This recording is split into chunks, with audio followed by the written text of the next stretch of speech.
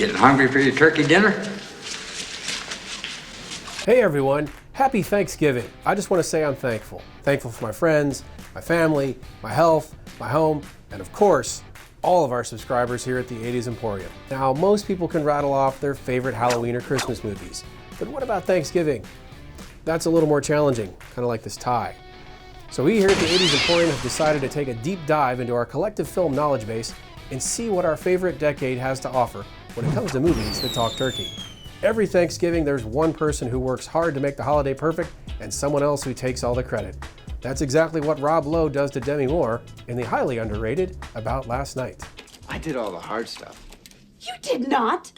I did too. Danny, please, you did not. I did too. I made the mashed potatoes, I made the stuffing, I did the salad, you cooked the turkey. You son of a bitch. I did all the shopping, all the preparation. I mean, look at this goddamn spread. In 1983's The Big Chill, a group of college friends reunite over Thanksgiving weekend. With the weight of their friend's suicide hanging over them, it's a pretty depressing and gloomy dinner. But when it's time to clean up, the music of The Temptations helps the friends get into the holiday spirit.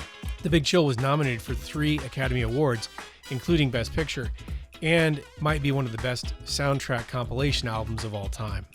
Next up, we have Hannah and Her Sisters, which celebrates multiple Thanksgiving traditions like extramarital affairs, personal struggles, and general family problems. Writer-director Woody Allen maintains the film is not an autobiography. I don't know what went wrong.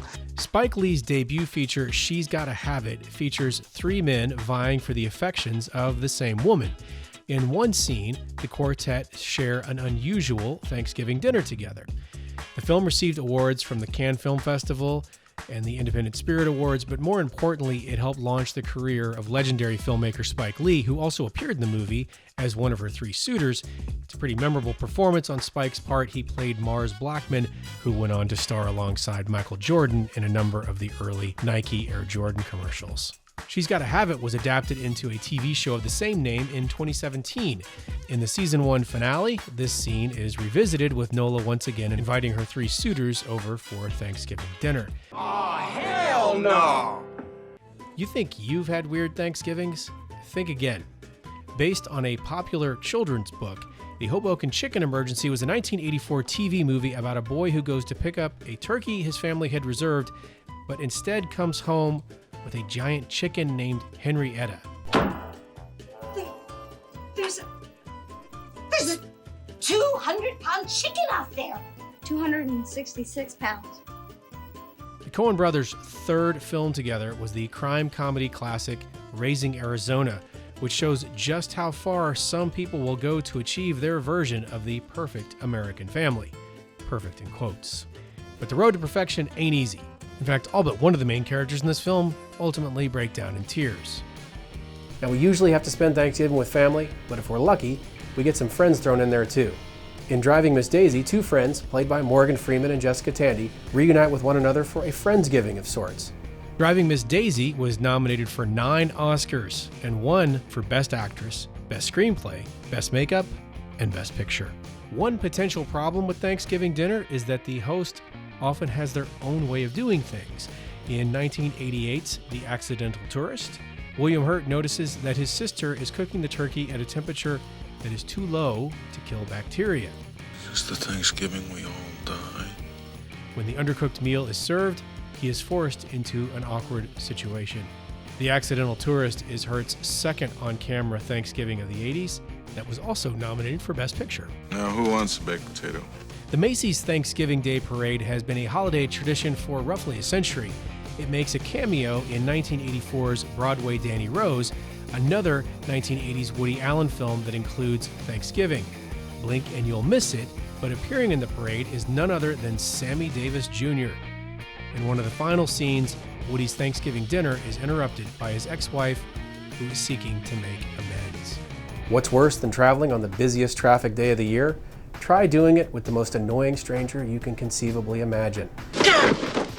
That's what happens to Steve Martin, thanks to John Candy, in 1987's cult classic Planes, Trains, and Automobiles.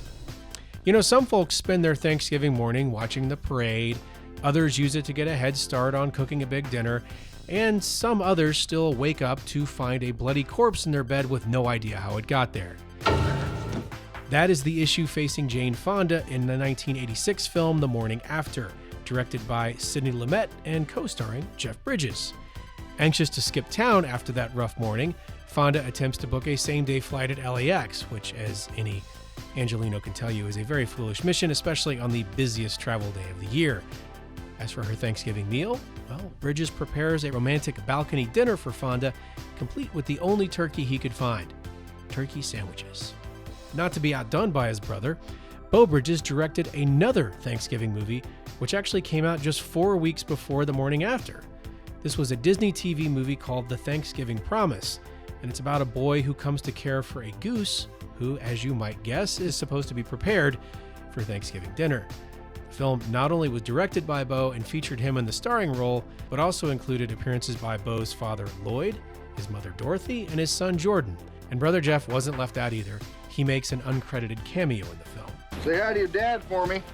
Okay. John Hughes is mostly known as a director, but has 51 writing credits to his name.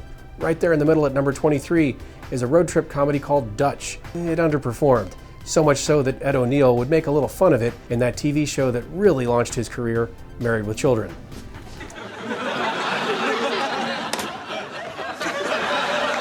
As long as we're talking about different decades, I'll mention one more Thanksgiving-themed movie that we actually had a lot to do with: Rust Creek. It's actually loosely based on a life-changing experience I had way back in 1988. And you guessed it, the film is set during Thanksgiving. Well, who says you need whipped cream with pumpkin pie? We all know what the day after Thanksgiving means here in the US.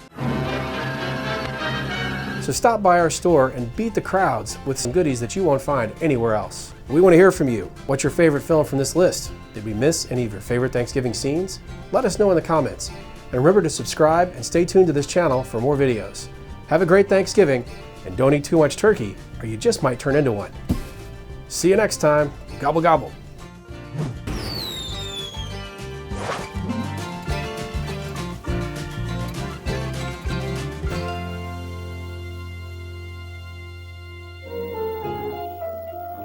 I hope your Thanksgiving is as happy as Arthur's and Henrietta's. As for Hoboken, life got back to normal. At least for a while.